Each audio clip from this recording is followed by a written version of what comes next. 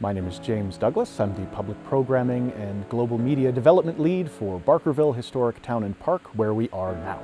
Well, one of my favorite Barkerville stories involves the idea that Barkerville is a land of firsts. A lot of things happened for the very first time here, or as a result of the gold rush.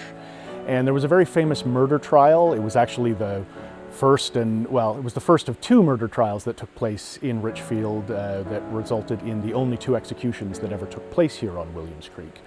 And it was the trial of an American gambler named James Berry, who was accused of murdering Charles Morgan Blessing along the Caribou Wagon Road en route to Barkerville.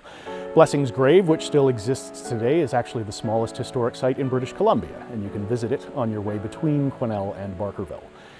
But when it came time to try James Berry, and he was arrested based on some evidence that was provided by a man named Wellington Delaney Moses, who was the barber here in Barkerville and an amateur detective in this particular case because he was friends with Blessing, and he had realized that Berry was the only person that could possibly have committed the murder.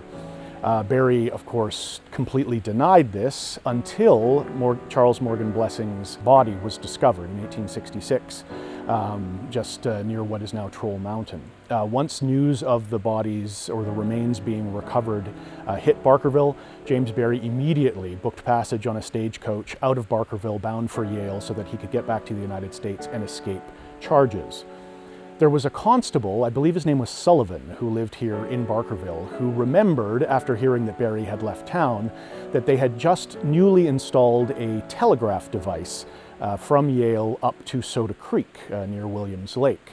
Now, remember, the telegraph was only invented in 1865. This is 1866. That's how important the gold rush was here. They already had established a telegraph line all the way down through the southern part of the central interior. Sullivan, remembering that this installation had occurred, jumped on his horse, rode overnight to Soda Creek so that he could get to the telegraph, wire James Berry's description to the constables at Yale so that when he exited the stagecoach there, he was immediately arrested by the constabulary in Yale. And why that's such an exciting story to me is that that is the very first time in the history of the entire world that a telegraph device was used during a murder investigation to apprehend a criminal.